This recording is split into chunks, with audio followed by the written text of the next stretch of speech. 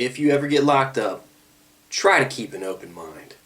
It's one of the best moves that you can do going into situations that you have no idea how they may or may not unfold. For example, I made friends with two guys during the very beginning of my bit who most of the people on the block, they didn't really talk to them because they were foreign. They weren't from America. Personally, I've traveled overseas before, and I understand you can learn a lot from different cultures and different people if you just take the time to sit down and listen to them. And they can learn a lot from you as well. It's actually pretty cool having that cultural exchange where you can pass along ideas, experiences, and gain a newer perspective on things that you wouldn't have otherwise known about. So the two guys that I became pretty tight with near the beginning of my term, they were both from Israel. And they were in there for counterfeiting, which was pretty interesting. They were the only guys that I came across the whole time I was locked up. Spent my 20s in prison. And these were the only two guys that I met or even heard of that were locked up for counterfeiting. So we became friends just because I thought they were actually kind of funny. You know, they cracked some good jokes when they were speaking English. And we started to hang out. It would be the three of us a lot. We would be sitting around joking at the table. And I would help them with parts of their English. And they, in turn, would teach me some Hebrew. Which, you know, it's not like I'm really using it in there. But it was just cool to do something different than, you know, play cards all day long. Or get really good at dominoes. There's only so many tabletops you can play before you want to do something else. So prison is a monotonous place, and for me, I like to keep mentally stimulated in as many ways as possible. So talking to these guys, it was almost like taking your mind out of prison for a while, hearing the stories of how they grew up, you know, what it was really like over there for them, their experiences in Israel, and the interesting part, though, was they would keep it pretty much around that level of familiarity. They didn't go into their case with me, which is fine. You know, you don't ask people those questions, and then people aren't going to ask you your business either. A lot of times people fish to get information in hopes that they can possibly use that against you and help themselves. So you got to be very, very careful about talking to other people about the issues and details of your case specifically. A lot of stuff can be found just by sending off a request for information. You can get a lot of paperwork through the court systems legally, but you don't want to tell people stuff that's not easily found through just a basic cursory search. So me and these two guys, I'm going to keep their names out of this. I still have their information. I got their addresses. They were like, man, if you ever come to Israel, hit us up. I don't think that's going to happen, but, you know, it was a pretty cool gesture. So they like me. I like them. They teach me Hebrew. I teach them English. And it was funny because when we would play spades, I love playing spades. I love playing spades. Pinocchle's even more fun, but spades was one of my favorites because most everyone played it. Pinochle, not as much. Anyway, getting off the point. Playing spades with these guys, they would do a lot of crosstalk across the table in Hebrew to each other. So you know they're pretty much just they're cheating essentially. They're trying to cheat, so we had to break them up when we play. Nobody would play cards with them if they're teammates. But I had some of the best times just sitting around playing cards with these guys, learning about, you know, different culture, the kind of food they ate.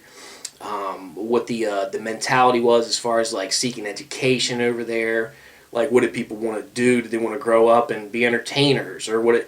And there's a lot of there's a lot of emphasis on education over there. So these guys were pretty smart. They're pretty intellectual, and we talked at length many times. And they taught me some really funny, you know, like cuss words in Hebrew is the first thing they teach you. And I'm not going to start saying all that stuff on here. But, you know, when everybody teaches you another language, the first thing they teach is foul stuff. you talk to the Mexican guys on the job site, they're always teaching you something dirty. You know, hey, go tell him this, and it's just like, okay, you're gonna get me beat up, but all right, it'll be funny, I hope, for you.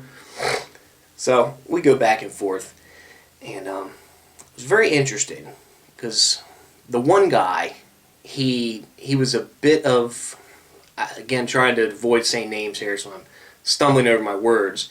This particular guy had an injury where he was slightly crippled. And he was much skinnier. He was the smaller of the two. And it seemed like he was also the smarter of the two. It seemed like these guys were a team, like well thought out when you watched the dynamic with them. The other guy was a little bit bigger, beefier guy, not quite as intellectual as the other dude.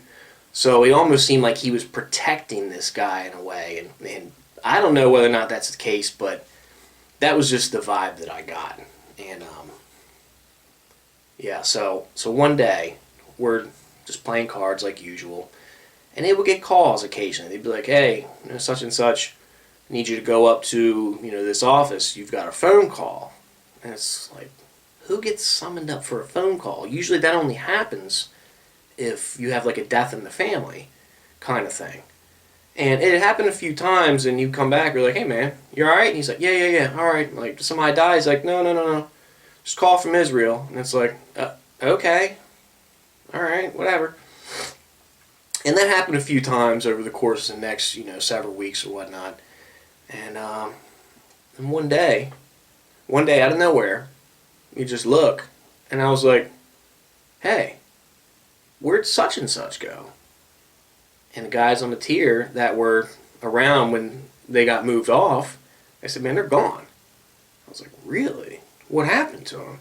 Did they get federal charges or something? I said, man, they're gone. So explain, elaborate. Please expound on this. This gone. What does that mean? I said, man, they let them go. I said, really? They had time on their tab left to pay.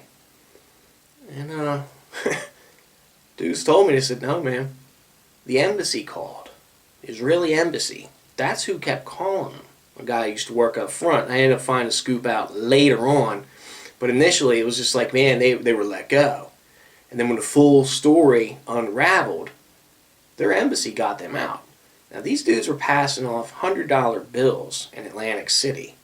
And to do that is no small undertaking. So I guess the moral and the point of what I'm trying to say is, when and if you ever get locked up, try to keep an open mind. There's a lot of people in there doing some things that you would almost see in the movies. And you run across them in real life, and they seem like regular guys, but they hold very high skill sets when it comes to certain criminal activity. I don't know anyone who was locked up for counterfeiting, much less passing off hundreds in Atlantic City. And they got several of them, apparently a lot of them were passable. So, and this was years ago, and I know things have changed a lot with the money and currency and everything since then.